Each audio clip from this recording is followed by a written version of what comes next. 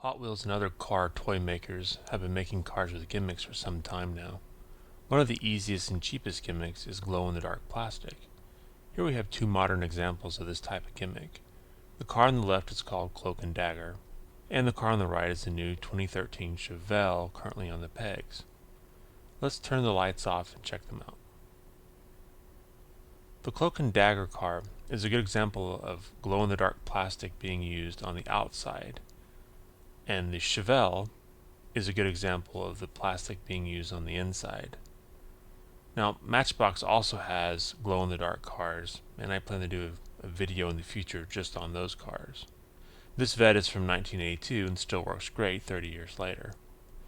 This glow-in-the-dark gimmick is, of course, intentional, a way to boost sales and acts as a kind of chase item if you're collecting all the glow-in-the-dark cars. But here's where things get a little bit interesting.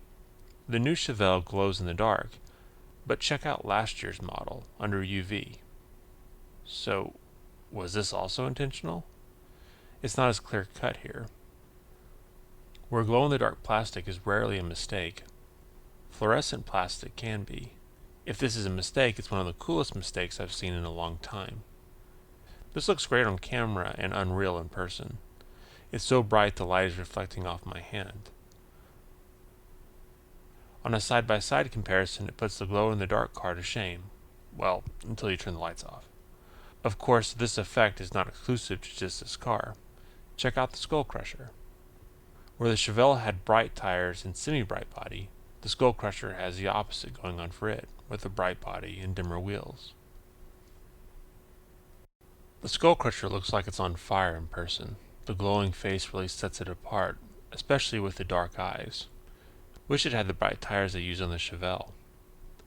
Other cars use the plastic in different ways. Some use it on the wings or air scoops. The plastic on this car is brighter than on the Skull Crusher. They used that same super bright plastic in the Arachnoid car, which gave the engine a really unique nuclear-powered look. When the fluorescent plastic is used this way, it makes me think that this was the plan all along. If I was going to use fluorescent plastic on this car, that is exactly where I'd put it. Other cars use this plastic in neat ways.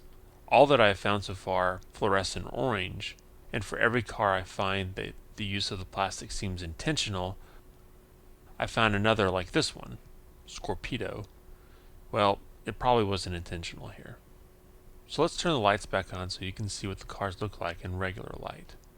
While all the plastic on all the different cars is orange in color, its opacity changes from car to car. Also, some cars use a red type plastic that fluoresces orange. The Chevelle is a good example of this. If you want to search for your own cars using a black light, I'm using a black light I purchased from Petco. Pet stores sell them as a way to find out if your dog or pet has peed on your floor. You can also use the small UV lights that come with the light speeder cars from Hot Wheels, though those lights do have a lot of white light in them, so you don't get as good an effect as the pee detector UV lamps from the pet store. If you have kids who share your love of the hobby, then a black light display case for their cars would be pretty cool. Or maybe you want one for yourself. Hot Wheels has made enough of these cars to put together a pretty interesting fluorescent collection. Anyway, check it out if you get a chance, and once again, thanks for watching.